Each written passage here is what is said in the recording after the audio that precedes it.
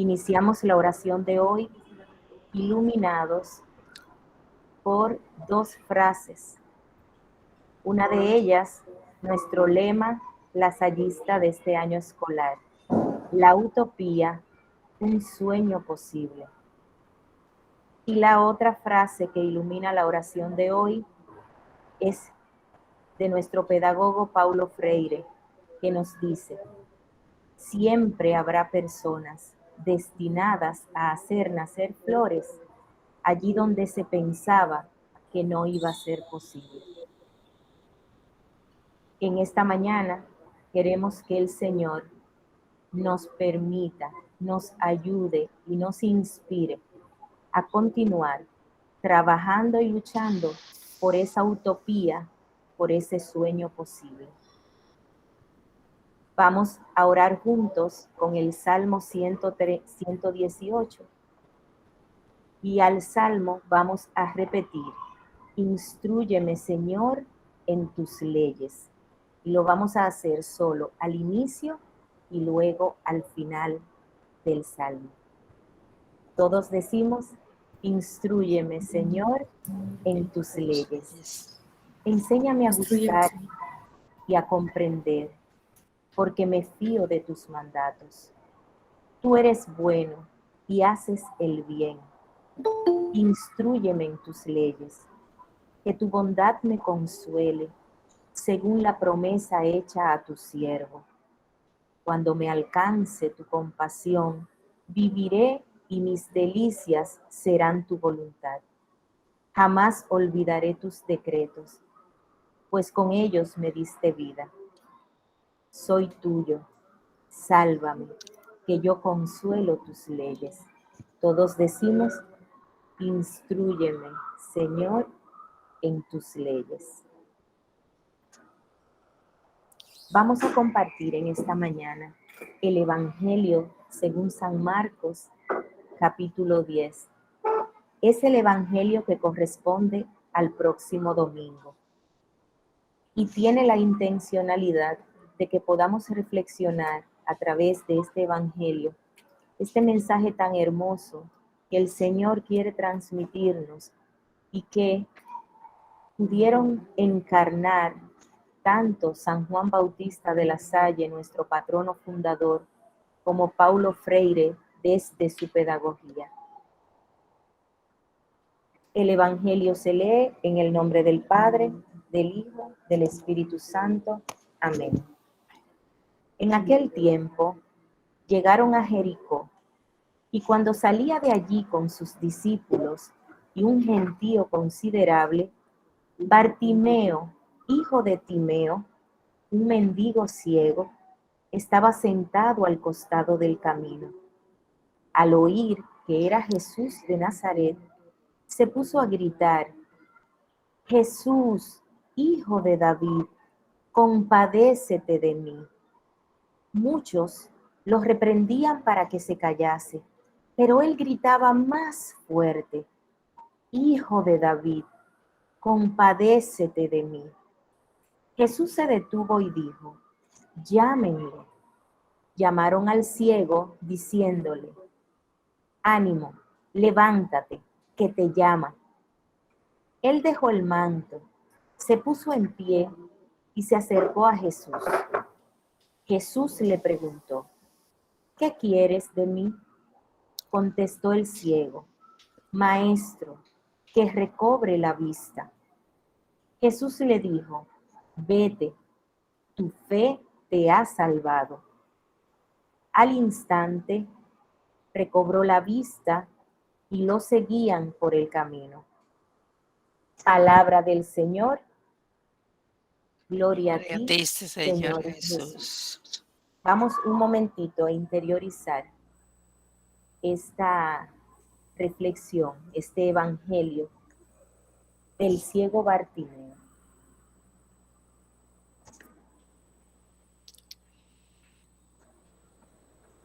Y nos damos cuenta que la palabra de Dios que ofrece esta liturgia resalta el valor de los débiles. En Bartimeo se encuentra un modelo de confesión de fe y escucha que lo pone en movimiento hacia Jesús. En la acción de Jesús encontramos la siguiente novedad. No solo muestra que Dios tiene en cuenta a los pocos favorecidos de la sociedad, sino que también los hace discípulos.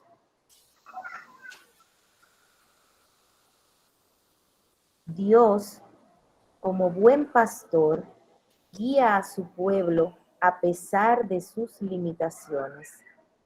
Los últimos para este mundo son los primeros para Dios. A quienes se les niegan sus derechos, los utiliza como mercancía o los ignoran. Dios extiende su mano para levantarlos de su postración. Y eso es lo que este evangelio testimonia.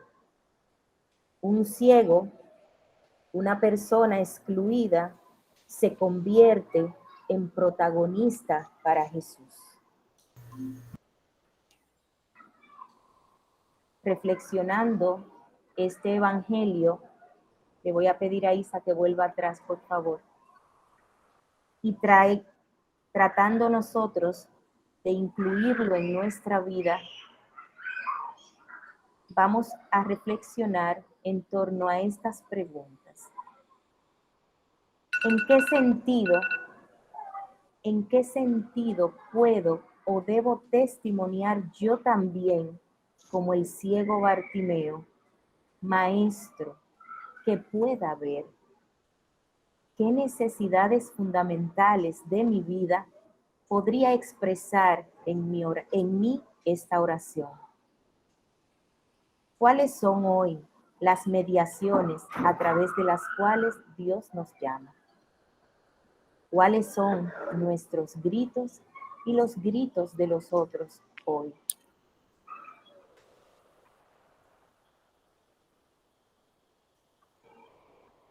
Pues a través de la oración de los fieles, elevemos nuestras plegarias al Señor.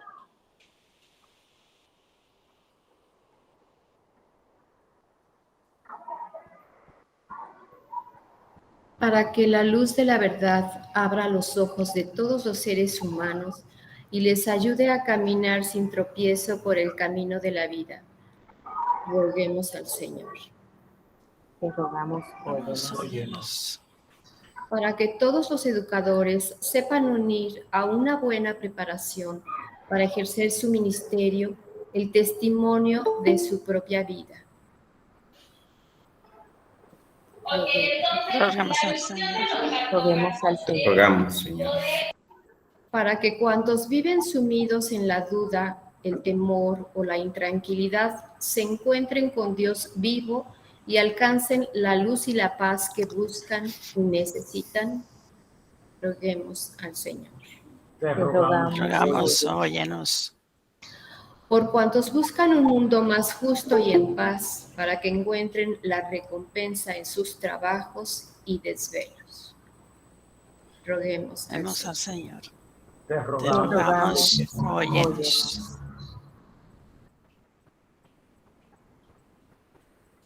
Dios, Padre de bondad, que nos has creado para caminar, para salir al encuentro de los demás y de ti, y que abres para ello ante nosotros el camino que debemos recorrer. Te pedimos ilumines nuestros ojos para que podamos caminar sin tropiezo y ayudar a caminar a los demás. Por Cristo nuestro Señor. Amén. Amén. Continuaré, oh Dios mío, haciendo todas mis acciones por amor a ti.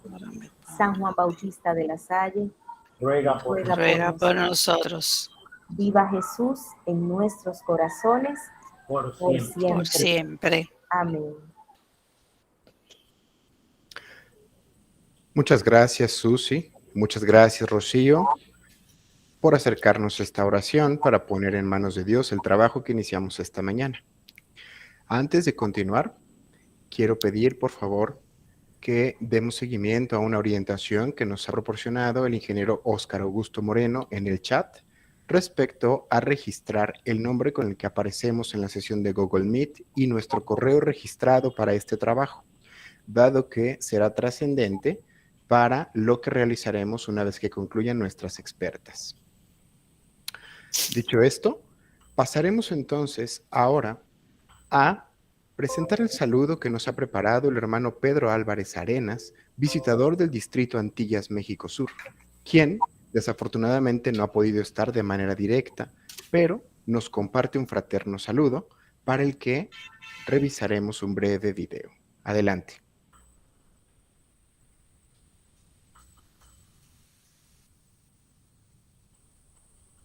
Muy querida comunidad lasallista de Antillas, México Sur. Muy buenos días en México, muy buenas tardes en Caribe. Nos da mucho gusto encontrarnos en nuestra cuarta matinée lasallista de formación pedagógica. Diálogo entre San Juan Bautista de la Salle y Paulo Freire. Recordando el centenario del nacimiento del gran pedagogo brasileño y los 370 años de nuestro santo fundador, ambos en su nacimiento. Les agradezco muchísimo su presencia, su participación, nuestro anhelo de seguir formándonos en nuestra pedagogía y recibir, como lo hacía desde tiempo de Juan Bautista de la Salle, lo mejor de otras aproximaciones pedagógicas y de otros modelos educativos. Hablar de Paulo Freire y de San Juan Bautista de la Salle, como ustedes lo han hecho y lo reconocemos, es hablar de pedagogías al servicio de la libertad y del amor. Pedagogías fundamentales en este tiempo post-pandemia. Amor, libertad, fundamentos para la justicia y la paz. En esta tarde, esta mañana, que ustedes van a compartir juntos, nos dará mucho gusto hacer esta pedagogía comparada y este enriquecimiento mutuo. Hablar del diálogo desde la pedagogía crítica y también la Asociación para el Servicio Educativo de los Pobres. La pedagogía del oprimido y nuestra guía de las escuelas. La palabra generadora y la educación evangelizadora. La educación no bancaria y la educación de la responsabilidad. Dos visiones que, a pesar de la diferencia de contextos socioeconómico-políticos, de diferencia de tiempos, de siglos, tienen una misma finalidad: que las personas sean felices, que se autogestionen, que logren lo mejor de sí mismo, que vivan seguras, que contagien felicidad. Formar en el valor, para el valor, con el valor. Son características que juntos queremos compartir, porque no se puede educar para la libertad desde la esclavitud o formar desde la mentira para la verdad. Un modelo educativo con coherencia, con base filosófica, teológica y también con una inspiración, que es el ser humano desde su trascendencia espiritual. Gracias, porque podemos hablar juntos de una pedagogía de la esperanza el día de hoy. Quisiera sintetizarlo, porque nuestras tres grandes pedagogas, hablando de nuestros dos grandes pedagogos, nos van a instrumentar el día de hoy, resumirlo con simplemente una frase. Aprender a leer y escribir es un compromiso con la justicia y la paz. Ambos pedagogos, Freire, La Salle, buscan desde la lectura y la escritura formar conciencia. Y todo esto con una dimensión trascendente traducida en mayor esperanza, mayor libertad, mayor justicia y paz. Muchísimas gracias, Miriam, Lourdes, María Teresa, por este diálogo compartido con ustedes. Gracias a todos aquellos que han hecho posible que la pedagogía, la espiritualidad de Juan Bautista de la Salle, la pedagogía, la inspiración espiritual de Freire, llegue hasta nosotros. Me da mucho gusto saludarlos, lo mejor en su encuentro, que Dios los bendiga a ustedes, a sus familias y a las queridas comunidades educativas en las cuales ustedes participan. Muchísimas gracias, que Dios los bendiga. Adelante con nuestro encuentro. Agradecemos las palabras del hermano, quien nos ha empezado a poner a tono para esta matiné. Vamos a ceder la palabra ahora a la doctora Jenny Brandt Barajas, de la Universidad La Salle, México, quien presentará para nosotros el encuadre que llevaremos a cabo en el trabajo siguiente. Jenny, adelante. Muchas gracias, Óscar. Muy buen día a cada una y uno de ustedes. Deseo se encuentren muy bien, al igual que sus seres queridos.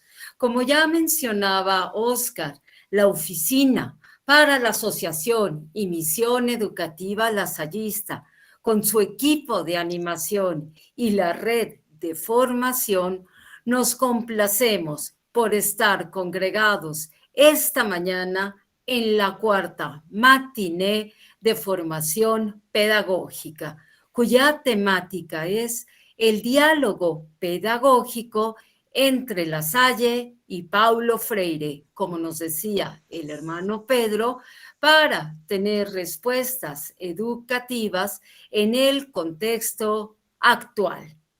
En diálogo con Juan Carlos Rivera Venegas, de la Universidad de La Salle, Bogotá, Colombia, compartimos que estos dos maestros de maestros, el francés San Juan Bautista de La Salle y el brasileño Paulo Freire, a pesar de la distancia en tiempo y espacio que los separa, coinciden en una variedad de puntos, como nos señalaba el hermano Pedro, en torno a lo que es el papel que debe jugar la educación en la formación de un ser humano, así como en los saberes y habilidades que debe de tener una profesora y un profesor al ejercer su tarea. Por tanto, el objetivo que nos convoca en esta cuarta matiné es el favorecer la reflexión sobre los paralelismos entre la pedagogía lasallista y la pedagogía freiriana para identificar respuestas educativas ante los retos de la pospandemia. Nuestra matiné se conforma de 4 momentos. En el primer momento se llevará a cabo el panel con estas 3 grandes mujeres lasallistas, con una sólida trayectoria formativa freiriana y un gran compromiso con la misión educativa lasallista. En el segundo momento, acorde a una pedagogía dialógica, compartiremos un espacio reflexivo de interacción en las mesas de trabajo organizadas en aulas virtuales, a las cuales seremos integrados automáticamente al finalizar el panel y estarán animadas por los coordinadores de la UAMEL. En el tercer momento, regresaremos virtualmente al espacio de plenaria para disfrutar de una conversación fraterna con las 3 panelistas a partir de las inquietudes que hayan emanado y con las orientaciones que nos brinden, detonar en cada uno de nosotros el planteamiento de aún más cuestionamientos desde los llamados de estos 2 grandes maestros, La Salle y Freire, para poder trazar horizontes de posibilidades en nuestras comunidades educativas y responder a los signos de los tiempos. En el cuarto y último momento, el estimado hermano Rafael Cerón hará un cierre de nuestro relevante encuentro. Afrontemos con esperanza, convicción y amor los desafíos para impulsar una apertura a una colaboración más amplia, a buscar mayor cercanía y acompañamiento e innovar para detonar una educación de calidad para todos. Hagamos de la utopía un sueño posible Indivisa manen. Muchas gracias. Gracias, Óscar. Muchas gracias a ti, Jenny, por ponernos a tono para esta reunión. Vamos entonces ahora a presentar a quienes serán las expertas que esta mañana guiarán los inicios de nuestras reflexiones. Me siento muy honrado de poder presentar a estas tres panelistas. En primer lugar, a la maestra Teresa Gómez Tres, a la doctora Miriam Camilo Recio y a la doctora Lourdes López Pérez. Y vamos a comentar ahora quiénes son ellas que nos llevarán en esta reflexión. Iniciaré a hacerlo en el orden en que realizarán su presentación. Iniciaremos con la maestra Tere Gómez. Ella es licenciada en Pedagogía por la Universidad Nacional Autónoma de México y maestra en Educación Superior por la Universidad La Salle, Ciudad de México. Actualmente cursa el doctorado en Didáctica y Conciencia Histórica en el Instituto de Pensamiento y Cultura en América Latina, donde está trabajando sobre didáctica y conciencia histórica desde la perspectiva de la pedagogía crítica.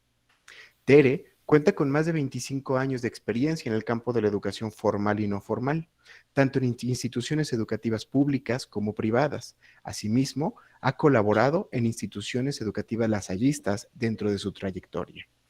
A lo largo de este camino profesional, se ha desempeñado en la atención pedagógica de estancias infantiles, la orientación educativa, la evaluación de proyectos y premios de investigación.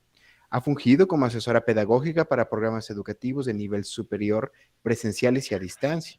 También ha sido evaluador en procesos de certificación de calidad institucional para la FIMPES. Asimismo, es una consultora independiente en procesos pedagógicos. Una línea importante en su desarrollo profesional ha sido la formación de docentes, especialmente en el nivel medio superior y superior. Y ha sido ella misma docente en estos niveles medio superior, en licenciatura y en posgrado. Actualmente es la directora de Orientación y Desarrollo Educativo en la Universidad de La Salle Bajío, institución en donde ha colaborado desde hace más de 11 años. Por otro lado, nos acompaña también la doctora Miriam Camilo Recio. Perdón, Miriam, ya estoy cambiando tu apellido. Sí. Miriam es educadora de formación y por opción. Ella tiene una larga trayectoria en educación pública y privada, en escenarios formales y no formales. Como docente lasallista, se inició en la Escuela de La Salle del Santo Hermano Miguel.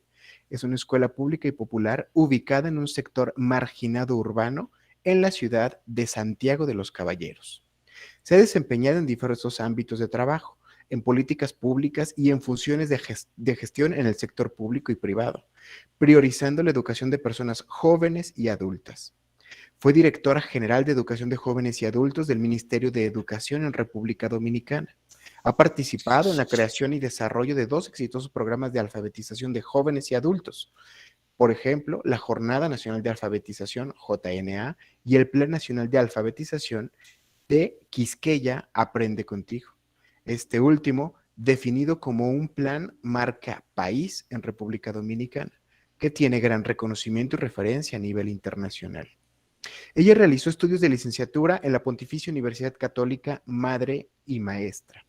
Es orientadora y educadora de formación con una maestría en educación por el Instituto Tecnológico de Santo Domingo. Cuenta con una especialidad en formación de formadores en la Universidad de Barcelona, con otra en Relaciones Internacionales en el Caribe del programa INTEC Flaxo, también en Educación de Jóvenes y Adultos en el INTEC. Ha sido responsable del diseño y coordinación de programas de diplomado, especialidad y maestría para el EPJA en el INTEC también. En el Diplomado en Formación en Docencia y Tutoría Virtual para la CREFAL México. Cuenta con una amplísima experiencia en la formación de docentes en educación superior y con entidades de la sociedad civil a nivel nacional y regional. Actualmente, ella es integrante del Consejo de Educación Popular de América Latina y el Caribe, el CAA-AL. Es colaboradora de diferentes espacios educativos y de ministerios de educación de países hermanos. También es consultora en programas de alfabetización y educación de personas jóvenes y adultas. Es un gusto tenerla por acá. Me permitirá presentar ahora a la doctora Lourdes López Pérez, a quien con cariño voy a referirme a ella como Lulú. Lulú tiene una trayectoria profesional que la ha desarrollado en los campos de la investigación educativa, la docencia y la evaluación educativa y de la política de desarrollo social en la Ciudad de México.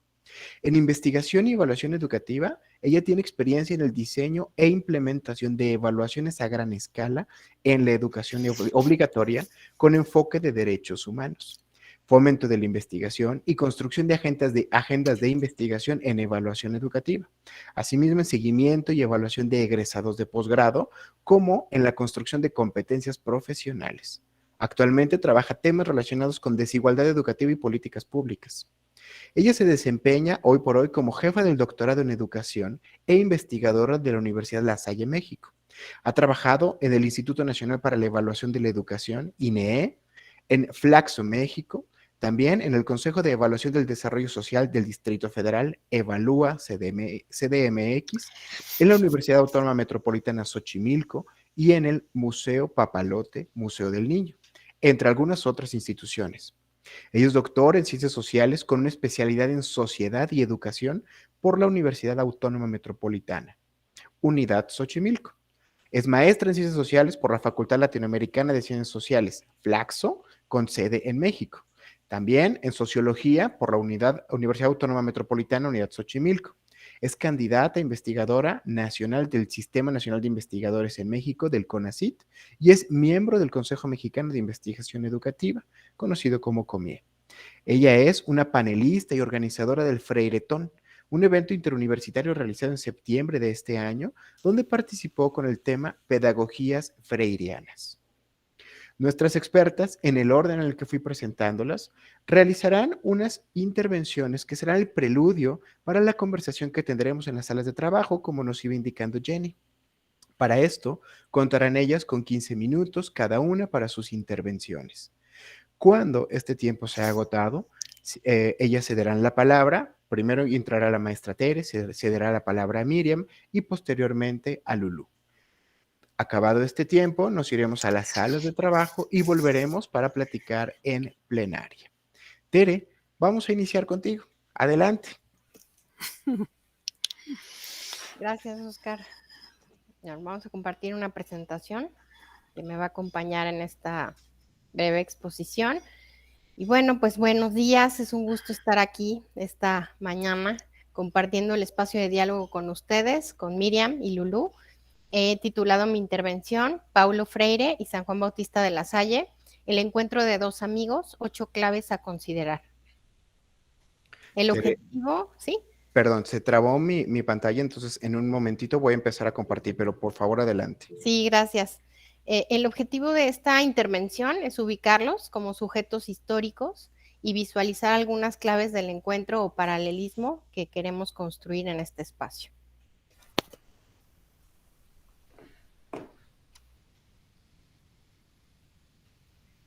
Perdón, se ha trabado. Sí.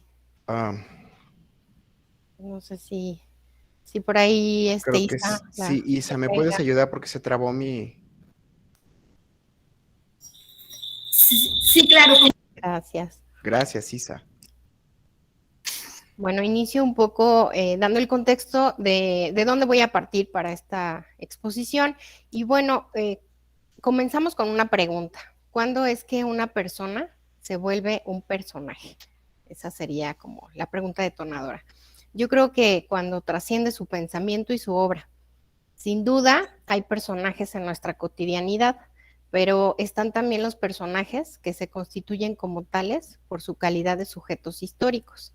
Mujeres y hombres que dejan una marca social y una huella cultural que trascienden tiempo, espacio y circunstancia a través de su testimonio, que nos permite comprendernos, movernos y conmovernos como seres humanos.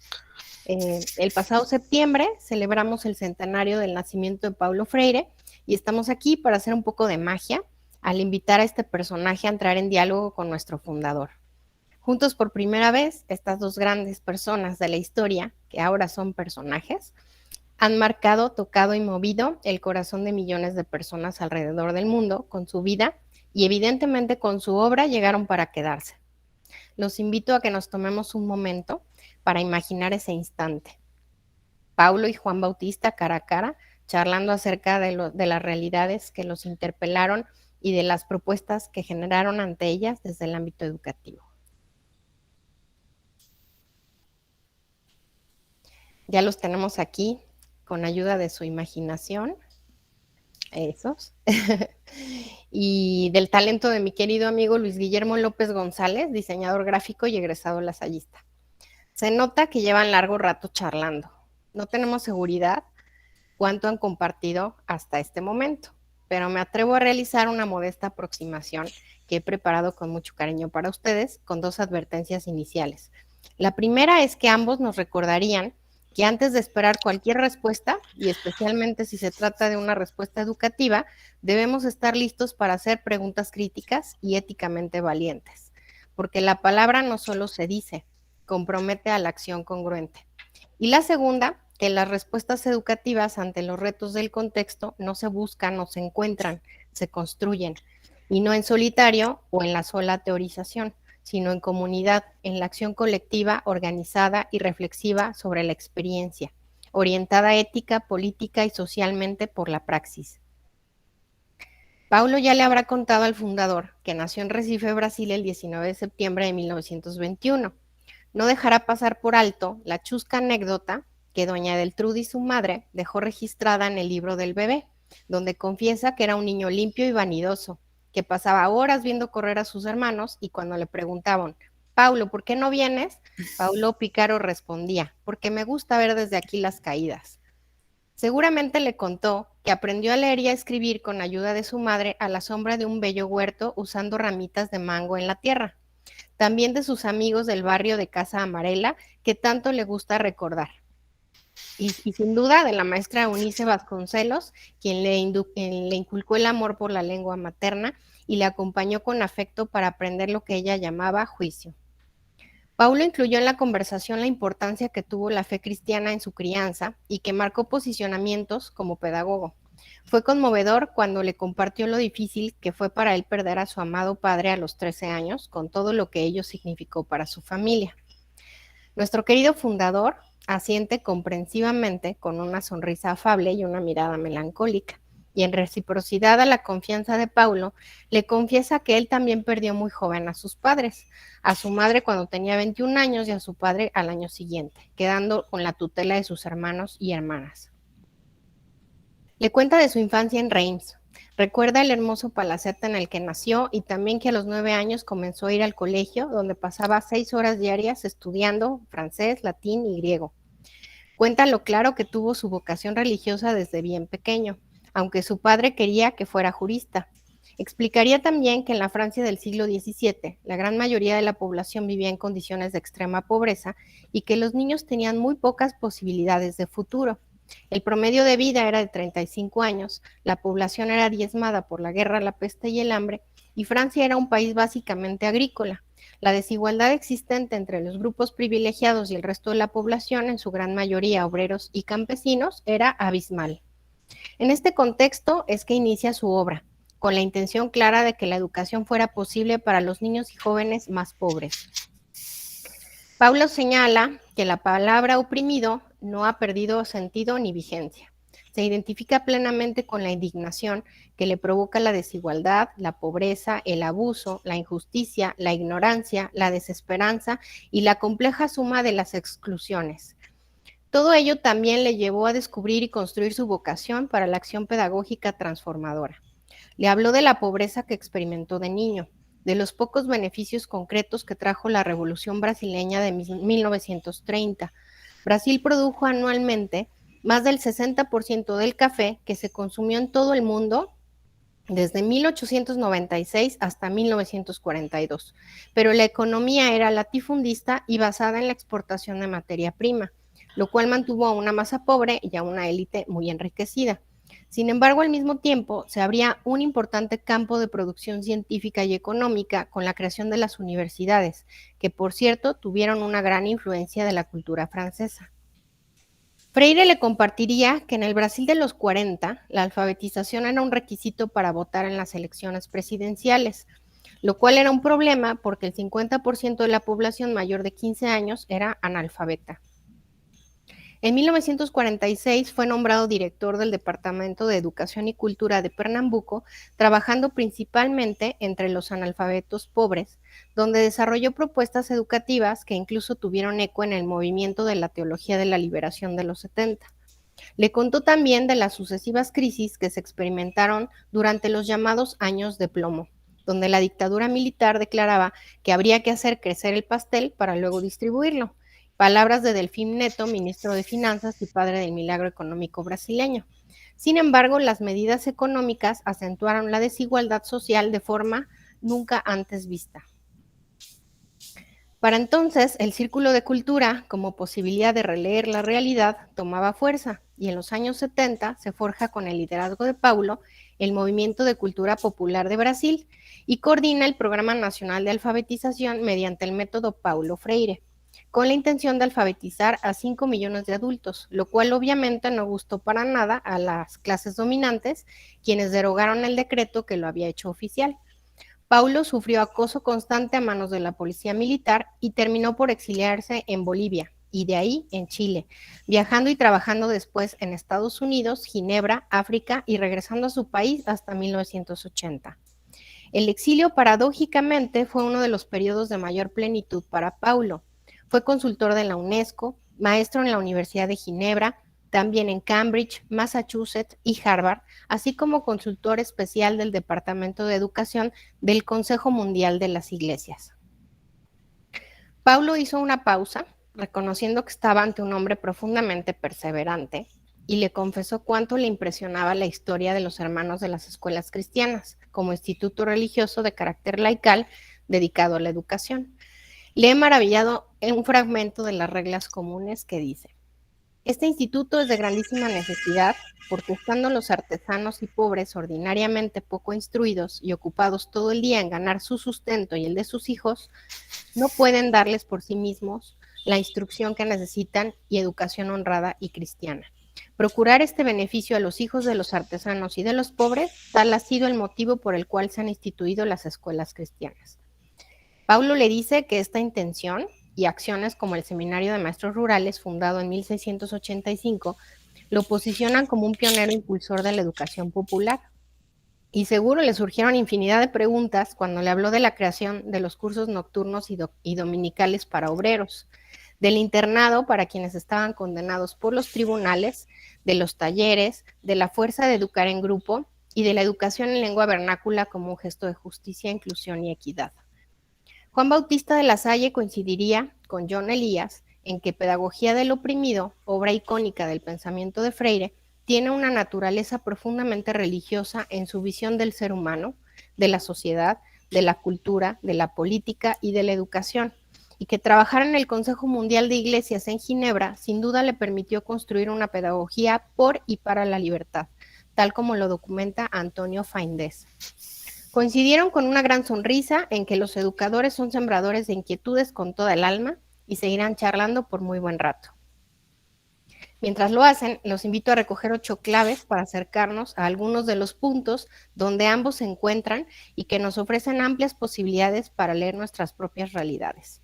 Estas claves van con la invitación para construir al interior de nuestras comunidades y al exterior de ellas redes que permitan condiciones reales para el diálogo, incluyente, reflexivo y honesto, que facilite la concientización sobre las preguntas vitales de nuestro presente educativo atravesado por la pandemia, pero en definitiva complejo por las múltiples circunstancias que le dan un macro contexto histórico y cultural.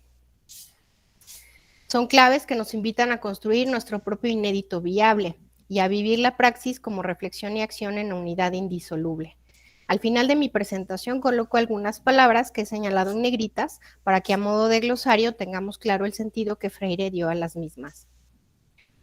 Ambos fueron movidos y conmovidos por las necesidades de su tiempo, interpelados por las realidades sociales que les circundaron, alentaron el sueño posible de una nueva sociedad, amaron intensamente la vida y la práctica educativa que forjaron en favor de la dignidad de toda persona.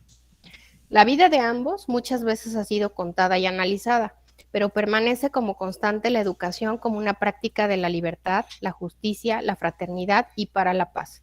Estos personajes experimentaron el tener y el no tener, el poder y el no poder, el querer y el no querer, el ser y el no ser. Sí, como nosotros. Y por eso nos parecen tan cercanas sus experiencias y tan fascinantes sus logros perennes. Ambos participaron en las instituciones de su tiempo.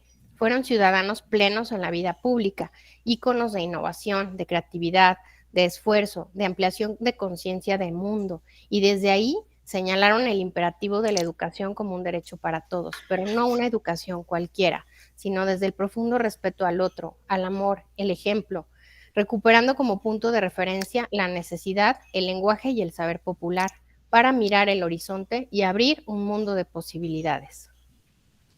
Dedicaron su vida a los desarrapados del mundo, a los niños y jóvenes a menudo abandonados a sí mismos y sin educación. Freire, con estudios iniciales de jurisprudencia, y La Salle desde la teología, produjeron un magnetismo colaborativo y transdisciplinar extraordinario, haciendo que el campo educativo se entendiera como un modo de ser en el mundo, en el que todos podemos y debemos participar para lograr su transformación.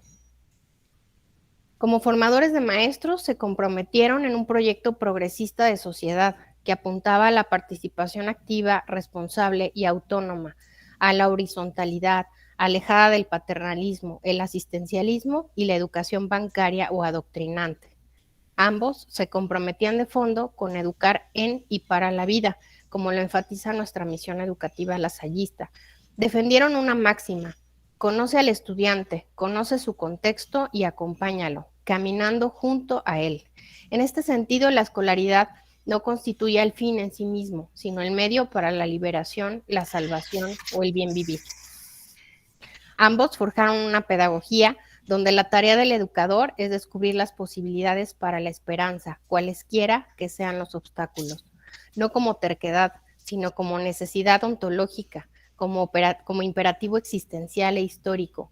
Entienden que la esperanza es necesaria, pero no es suficiente. Necesita de la práctica crítica y transformadora, muy emparejado a lo que nuestro lema señala sobre la utopía, que nos permite caminar y en ese movimiento ya hay transformación. Así forjaron su esperanza como nosotros también lo hacemos en este presente complejo que hoy nos toca descifrar. Ambos propusieron un método claramente sustentado en una apuesta filosófica, antropológica, política, epistémica, pedagógica y didáctica. Entendían al ser humano como hacedor de cultura, como sujeto dialogante, capaz de dar lectura a la realidad. La reflexión de la mañana que se vivía y se vive en las aulas lasallistas no es ajena a la intención de las palabras generadoras del Círculo de Cultura para la Alfabetización Freireriana. Dicen que una imagen vale más que 1000 palabras. Cierro mi participación con esta fotografía tomada en 2009 de Diego Frazao Torcuato, tocando el violín en el funeral de su maestro Evandro Joao, coordinador de proyectos sociales de Afro Reggae, que perdió la vida en un robo en el centro de Río de Janeiro. La foto fue tomada por Marcos Tristão y capturó toda la emoción del momento. Meses después, este niño murió de leucemia, pero la foto no dejó que la historia cayera en el olvido. Los docentes somos y hemos sido, para muchos niños y jóvenes, un refugio seguro y un remanso de esperanza en un mundo hostil para las grandes mayorías. Freire y La Salle de sobra saben que hay muchos Diegos. Algunos vivirán y transformarán sus vidas. Otros no lo lograrán. Pero si somos capaces de sumar en el bien vivir de cualquiera de ellos, habremos hecho lo extraordinario, que es a lo que como maestros estamos invitados. Me despido retomando la invitación que nos extiende el Papa Francisco para participar en la arquitectura de la paz, donde no hay lugar para esta virulenta pandemia, la pandemia cultural del descarte. Muchísimas gracias.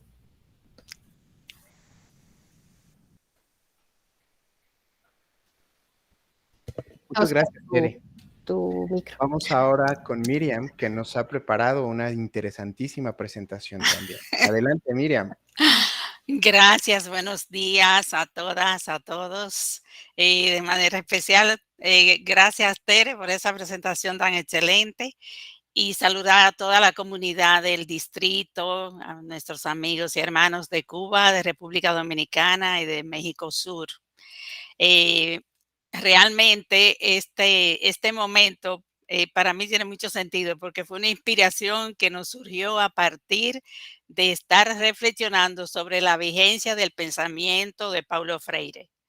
Y nos dijimos, algunos, pero ¿por qué no, si se ve, se observa tanta coincidencia entre el pensamiento de Paulo Freire y el pensamiento del fundador San Juan Bautista de la Salle, entre una y otra pedagogía?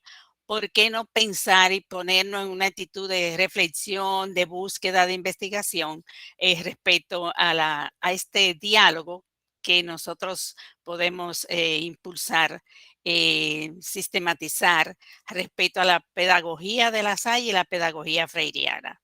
Yo, yo prefiero hablar de las pedagogías, ¿no? En el sentido de lo que aporta cada uno. Es significativo que nosotros pensemos que una y otra pedagogía, estos dos maestros, estos dos grandes pedagogos, aportan elementos fundamentales tomando como punto de partida su realidad.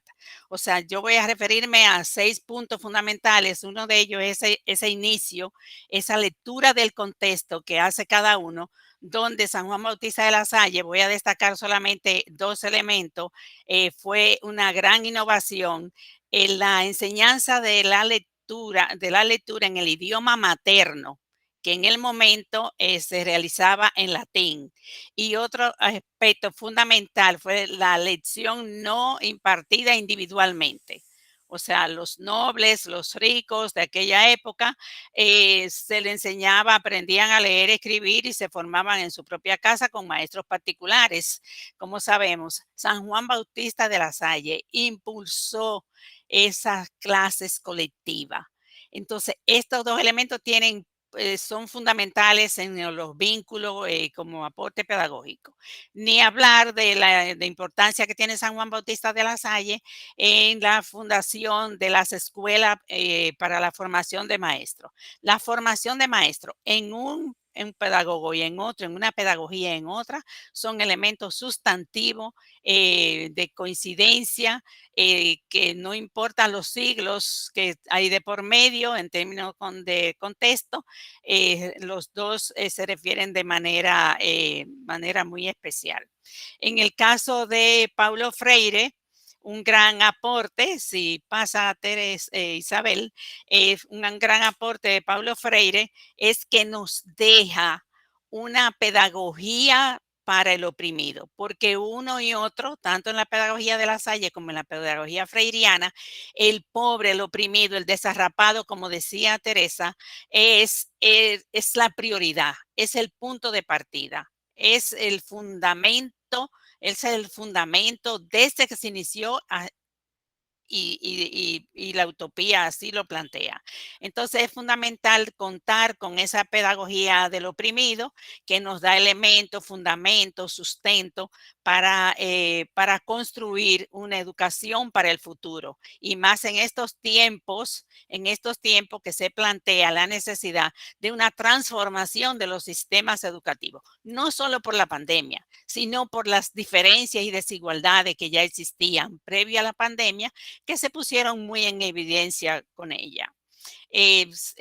Vamos a ver un elemento fundamental que yo voy a referir es cómo San Juan Bautista de la Salle, que habla de de que la escuela marche bien, en el caso de Paulo Freire, siendo secretario de Educación en Sao Paulo a principios de los 80, él plantea la necesidad de transformar la cara de la escuela, o sea, que la escuela marche bien también se refería.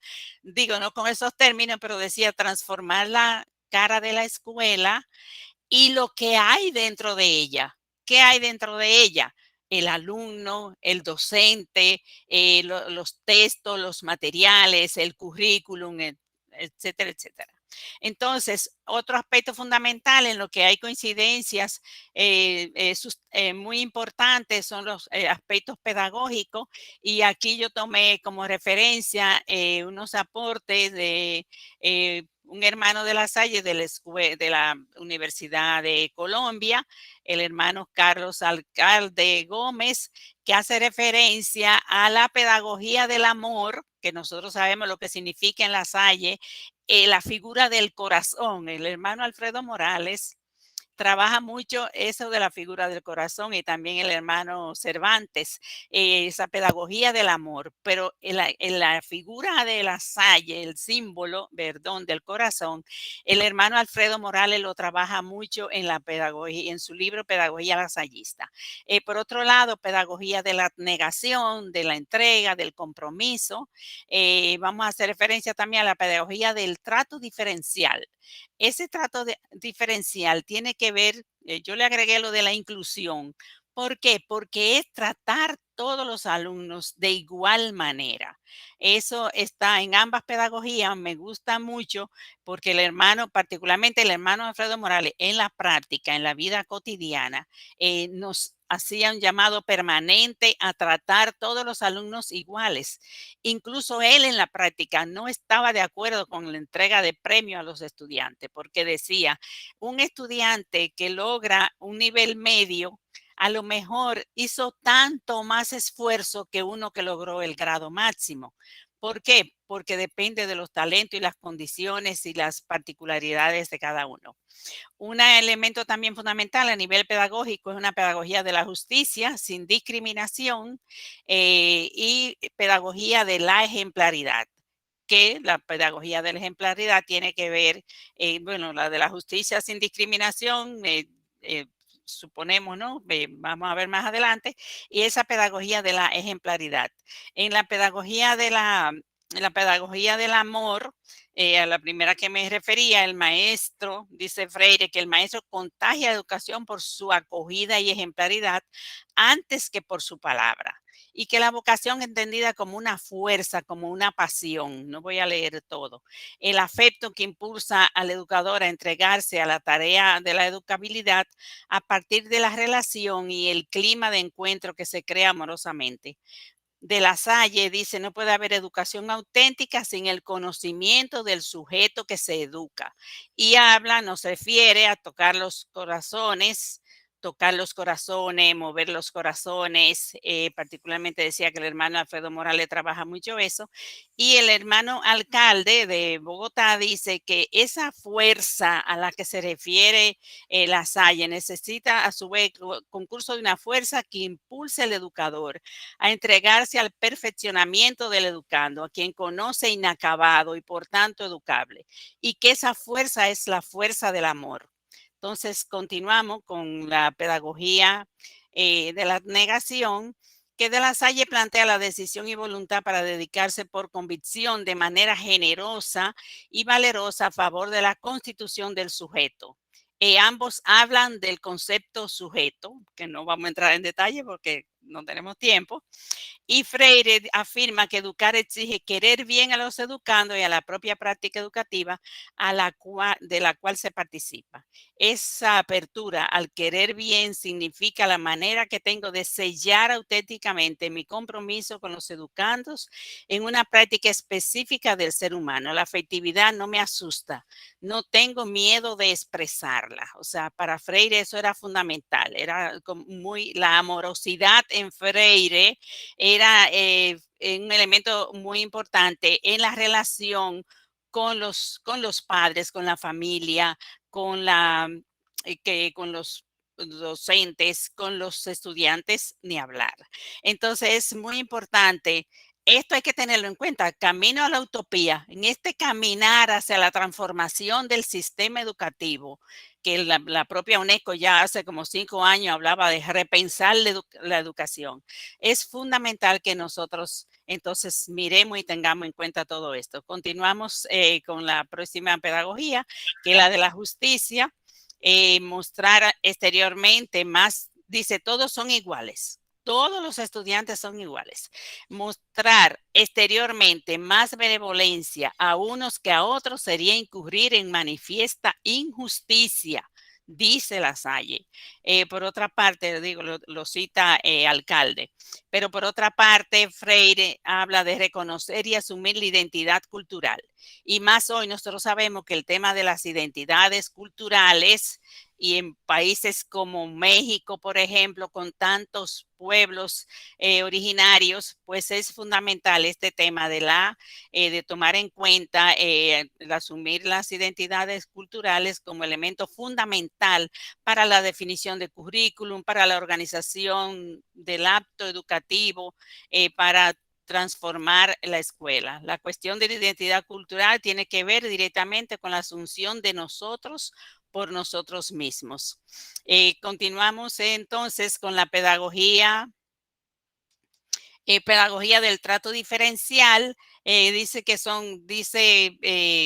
el conocimiento individual del alumno, el conocimiento de cada alumno, que nosotros sabemos cómo es la práctica en las escuelas de La Salle, cada alumno, o sea, antes usábamos esa ficha, ¿no? Esa ficha, esos datos concretos de cada alumno, cómo vive, de dónde viene, qué le pasa, en fin. Entonces, la pedagogía lasallista promulga la necesidad de conocer la realidad existencial del alumno para poderlo educar bien. Y Freire hace referencia a esto, hace parte de la pedagogía de la escucha. Para él la pregunta, la escucha, el diálogo son fundamentales. En la pedagogía de la esperanza, una pedagogía de la esperanza, que hay un texto donde un profesor interpela a Paulo Freire en un encuentro y lo cuestiona sobre cómo él vive, o sea, él como profesor, cómo vive sus condiciones, y le dice cómo él se imagina que vive Paulo Freire. Dice Paulo Freire que él lo que quería era que la tierra se tragara a la silla, porque realmente, o sea, en ese diálogo él veía que realmente había una gran diferencia y esas condiciones del maestro lo provocaron profundamente.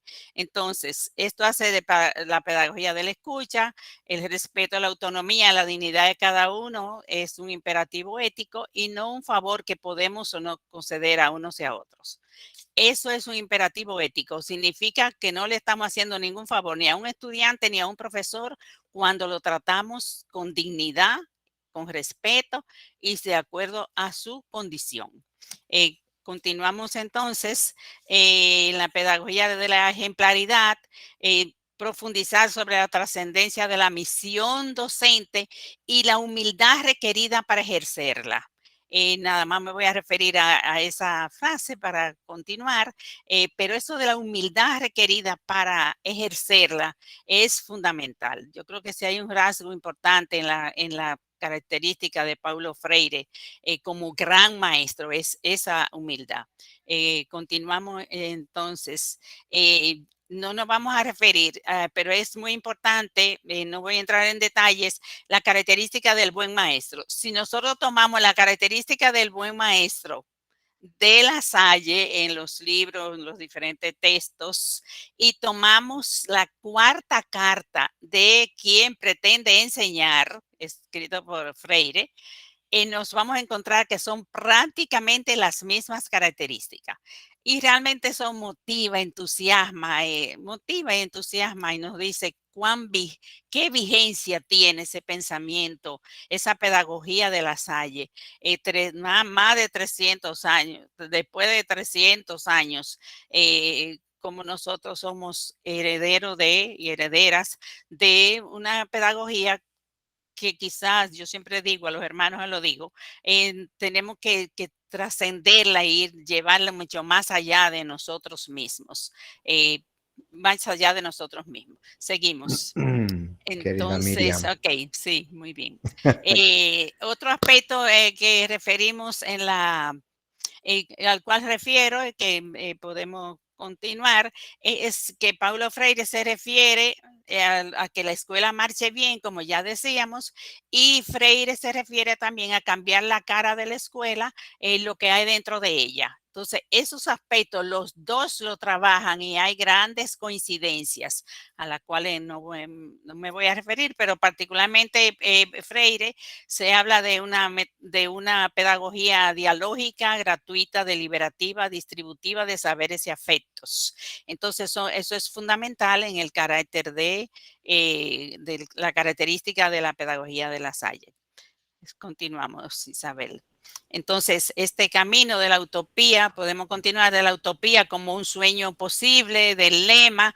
Aquí hay unas preguntas que nos sirven para reflexionar sobre cuál es la visión de futuro que queremos transmitir, cuál es la nueva educación, cuál es la educación que queremos para el futuro.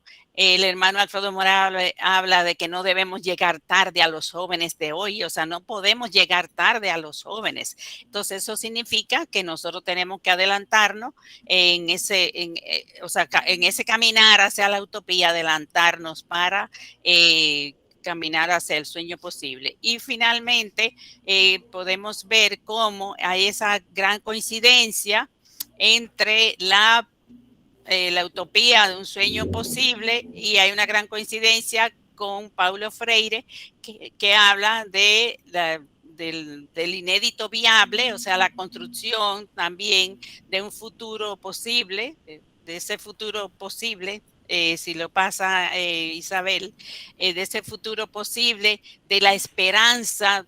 San Juan Bautista de la Salle habla de esa fe y Paulo Freire de la esperanza, diciendo que es más que un sueño. Él utiliza el verbo esperanzar. El verbo esperanzar trasciende los sueños, pero además el verbo esperanzar es diferente a esperar. Esperar significa pasivamente, esperanzar significa construir, caminar hacia la utopía y construir de manera activa el nuevo mundo que queremos, el inédito viable, y con eso cerramos. Muchísimas gracias, Miriam. Nos dejas muy emocionados. Vamos ahora con Lulu. Lulu, cuéntanos. Muchísimas gracias, Oscar. Bueno, pues colegas, buenos días, Tere, Miriam. Parte de lo que yo voy a ir mencionando seguramente les va a hacer mucho sentido, porque de alguna manera pues voy a retomar algunos de los elementos que ya nos compartieron tanto Tere como Miriam. La siguiente, Isa, por favor. Bueno, les voy a enmarcar mi presentación. Mi presentación básicamente voy a establecer diálogo, o yo voy a dialogar más bien también con ustedes, pero también con Paulo Freire y con Juan Bautista de la Salle, y para ello definí 3 ejes. Estos ejes a través de los cuales vamos a dialogar va a ser la dupla humanización, deshumanización, articulada alrededor de la educación como una acción humanizadora. Entonces, este es el primer punto, es el eje que vamos a discutir.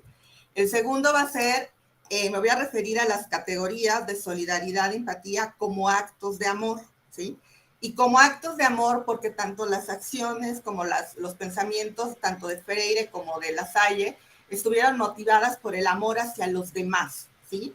Es decir, este amor con quienes conformaron comunidad, en un primer caso, en Freire, a quienes llamó oprimidos, como ya nos lo comentaron las colegas, o en el caso de la Salle, a los niños, jóvenes e incluso posteriormente también hacia otros sectores de los más empobrecidos y vulnerados pues de la Francia del siglo XVII, ¿no?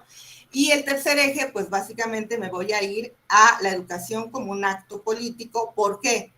Porque ambos pensadores se posicionaron hacia el mundo, es decir, como acto político, no como política, o sea, no pensemos en partidos políticos, sino más bien como un acto político, es decir, que la educación no es neutra, está cargada de una intencionalidad, y en ellos dos fue muy clara la intencionalidad que tuvieron, ¿no? Freire además lo expresó de una manera muy explícita cuando él incluso debatía, que él decía, yo soy primero político y luego educador, ¿no? Porque decían, o también soy educador político, ¿no? Y bueno, y en el caso también de Juan Bautista de la Salle, no es que lo hubiera dicho de manera textual con sus palabras, pero nosotros al revisar su obra nos damos cuenta que efectivamente tuvo una posición ante la vida, tuvo una posición, visualizó de una manera particular la educación, los procesos educativos, y eso lo colocó en una posición ante el mundo, ¿no? O sea, tomar una posición ante la educación es tomar una posición ante el mundo. Por eso digo también que ambos tuvieron o visualizaron la educación como un acto político. Y todos nosotros de alguna manera lo hacemos, incluso a veces hasta sin querer, ¿no? O sin racionalizar. Bueno, voy a ubicar obviamente a cada uno de estos pensadores en su contexto histórico, ¿no?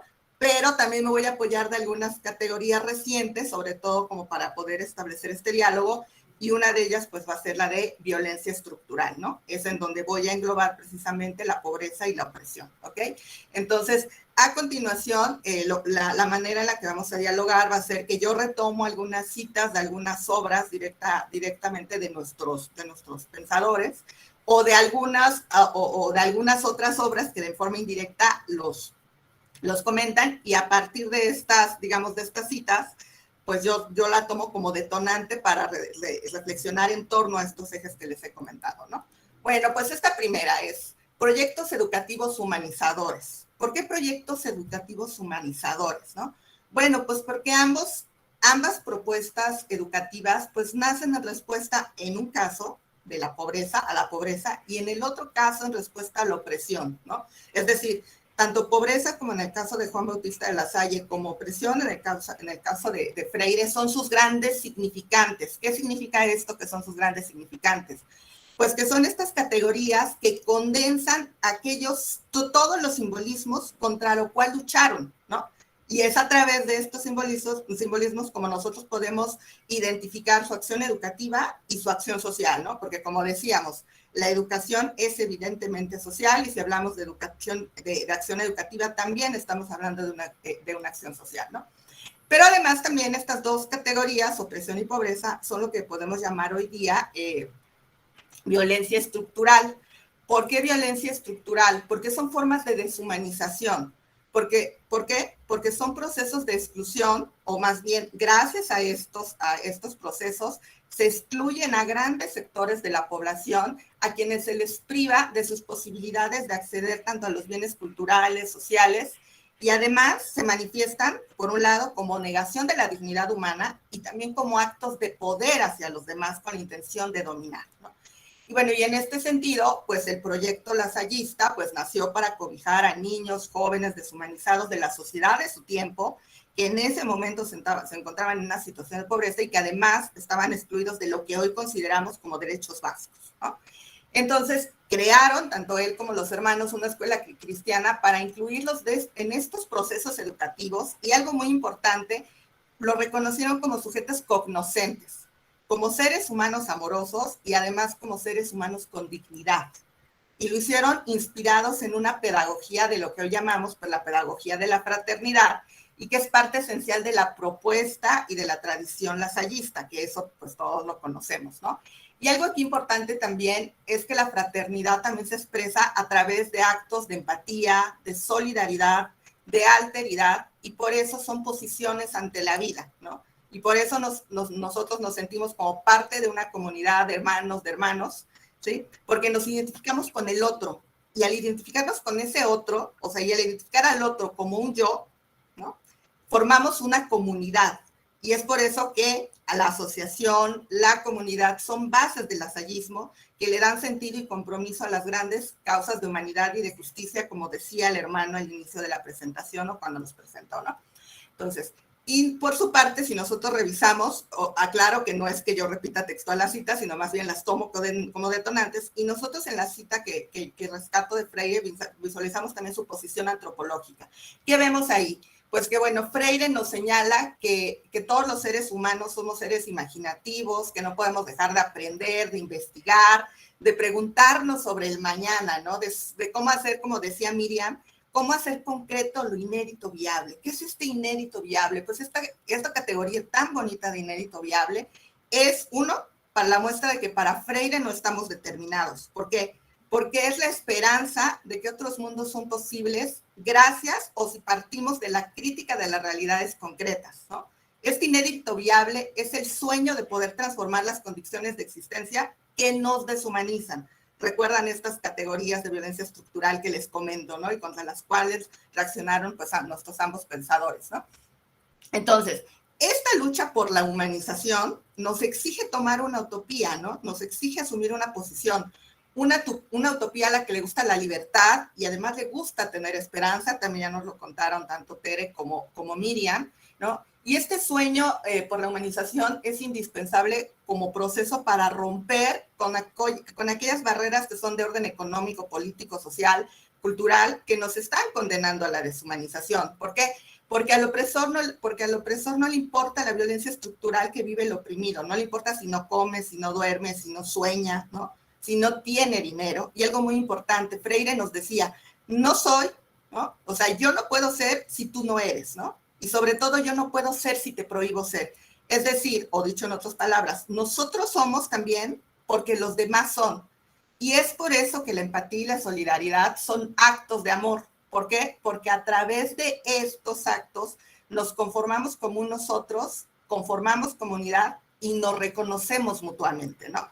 Entonces, la búsqueda por este inédito viable, ¿no? que nos plantea Freire, y sobre todo es muy claro en la pedagogía de la esperanza, pues requiere diálogo para pensar, para mirar, para reflexionar, para actuar más allá de uno mismo, para romper las barreras, para cuestionar los muros, ¿no? Para que estudiantes, nosotros como docentes, sociedad, tengamos la potencia para poder actuar y actuemos en función de ser y no solo de estar, que esto es súper importante y creo que también lo podemos identificar en ambas posiciones, ¿no? Es decir, no nos conformemos con estar, así estamos, no, busquemos ser, ¿no? Busquemos romper estas barreras y es también muy claramente, o podemos identificar muy claramente estas posiciones en ambos pensadores, ¿no? Entonces, el sueño y la esperanza, pues son sustancia de la utopía, que son imaginación y posibilidad también, ¿no? Entonces, algo también muy interesante también que encontramos es que, pues, en Freire encontramos la pedagogía de la fraternidad, ¿no? Es una pedagogía volcada hacia el otro, hacia los demás. En Freire también, la pedagogía del oprimido, que se manifiesta también en la pedagogía de la esperanza, pues también es una pedagogía volcada hacia los otros, ¿no? Entonces, ambos pensadores lucharon totalmente contra posiciones deshumanizadoras a través de la acción educativa y por eso afirmo que ambos son totalmente empáticos y solidarios. La siguiente, por favor. La educación como acto político, sí, ¿por qué? Como les decía en inicio, cada uno de ellos le tomó o estuvo consciente de los contextos de los sujetos, ¿no? Hacia quienes se dirigió su acción, ¿no? Y además, pues, ellos también pudieron visualizar la educación desde una perspectiva muy ambiciosa y exigente. ¿Por qué? Porque mientras La Salle y los hermanos plantearon una pedagogía fraterna ambiciosa, ¿qué significa esto? Pues que reconocieron las potencialidades y capacidades de los educandos, con dicha confianza propusieron aprendizajes más exigentes y más elevados, ¿no? Y crearon opciones claras para quienes se encontraban en las peores condiciones de vida. Por ejemplo, y también nos lo decía Miriam hace ratito, no solamente enseñaban a leer el francés, sino enseñaban a escribirlo, que era un privilegio en aquella época, que estaba reservado mediante el pago de los maestros calígrafos. En la lectura no solo era necesario leer de forma inteligente, ¿no? Los caracteres de la imprenta también y de todo tipo de manuscritos. En la escritura también debían de dominar la caligrafía, pero también conocer las reglas ortográficas y de redacción. En aritmética no solamente enseñaban a sumar, restar, multiplicar, dividir, sino también a resolver problemas a partir de las situaciones concretas de la vida. Es decir, y esto es muy importante y es aquí donde está la posición. ¿Por qué? Porque no tomaron la posición ni Freire ni La Salle de decir, bueno, vamos a crear una educación para quienes están en las peores condiciones, pobres o oprimidos. Entonces, como son pobres y oprimidos, pues les damos lo básico. No, al contrario, fue una posición totalmente distinta, ¿no? Contraria. Dijeron, vamos a dar una educación exigente y de calidad, o lo que hoy día conocemos como calidad, ¿no? Y pues aquí también Freire, en la cita de Freire, algo muy interesante también y que se le criticó y que él mismo critica y que él mismo más bien contraargumenta, es que a él se le dijo que tenía que superarse el sentido común, que él se quedaba en el sentido común, y Freire nos dice que no. O sea, que si bien efectivamente los saberes derivados del horizonte cultural de los educandos sí constituyen un punto de partida, la realidad es que no se le puede negar a los oprimidos el derecho a conocer la razón de las cosas, ¿no? Mediante el derecho al conocimiento, como dice la cita, que resulta de procedimientos rigurosos de aproximación a los objetos cognoscibles o inteligibles. Él dice que pensar así, que negársele a los oprimidos la posibilidad de ir más allá de sus creencias es una educación elitista, ¿no? Y es aquí donde también pues vemos claramente una intencionalidad de la educación y donde vemos este carácter político, ¿no? La siguiente, por favor.